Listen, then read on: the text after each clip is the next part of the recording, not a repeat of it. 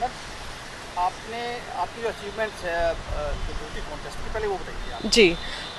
मैं मिसेस हरियाणा हूँ 2018 में, और Mrs Bharat icon first runner up का जो नेशनल लेवल का खिताब है वो 2019 का है मेरा।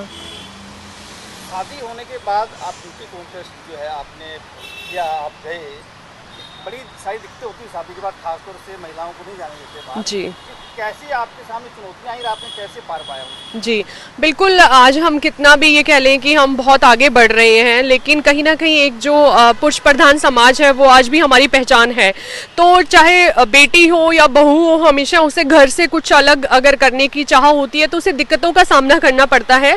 तो ऐसा ही कुछ जब मैंने घर में ये चीज़ लगा कि मुझे मेरा ड्रीम पूरा करना है, तो थोड़ा सा परिवार की परमिशन लेना, क्योंकि मैं नहीं चाहती थी कि मैं कुछ ऐसा काम करूं जो कि मेरा परिवार परमिशन ना दे। लेकिन जब मैंने उन्हें बड़े उससे समझाया कि मैं आप परिवार के लिए, समाज के लिए और देश की जो महिलाएं हैं उनके लिए एक रोल मॉडल बनना चाहती हूँ, मेरा मकसद यही है कि मैं जीवन में कुछ करना चाहती हूँ, अपनी पहचान बनाना चाहती हूँ, तो धीरे धीरे जो है वो सब समझ में आ गया और मेरे परिवार ने बहुत सपोर्ट किया। तो आज अगर मैंने कुछ जीता है, मैं कुछ हूँ, तो वो मेरे परिवार से है।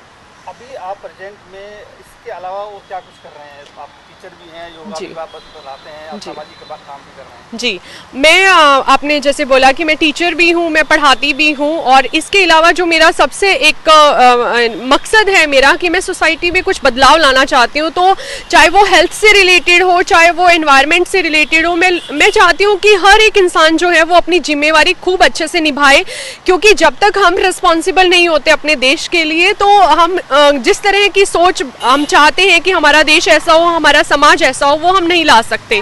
तो योगा भी मैं योगा के लिए इसलिए जोर देती हूँ क्योंकि ये योग तो जो है हमारी भारतीय संस्कृति की पहचान है, और आप देखिए कि आज पूरे विश्व में योग का डंका बज रहा है।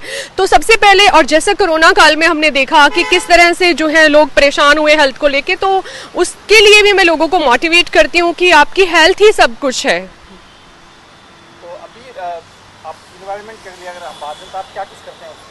जी, एनवायरनमेंट के लिए आजकल हमने जो एक ट्रेंड चल रहा है वो है कि बीट प्लास्टिक पोल्यूशन। आप देखेंगे गुड़गांव का हाल, अगर आप देखेंगे हर चौक चौराहे पे आपको कूड़ा ही कूड़ा मिलेगा, और उस कूड़े में क्या है, उस कूड़े में जो है पॉलीथीन है, प्लास्टिक है। तो ये कहीं ना कहीं हम सरकार पे, प्रशासन पे इस नाकामी का जो है जिब्बा ठहराएं, उससे पहले हमें भी सोचना है कि क्या हम इन चीज़ों से अपने आप को दूर कर पाए, क्या हमने अपने घर में गीला सूखा कचरा अलग किया।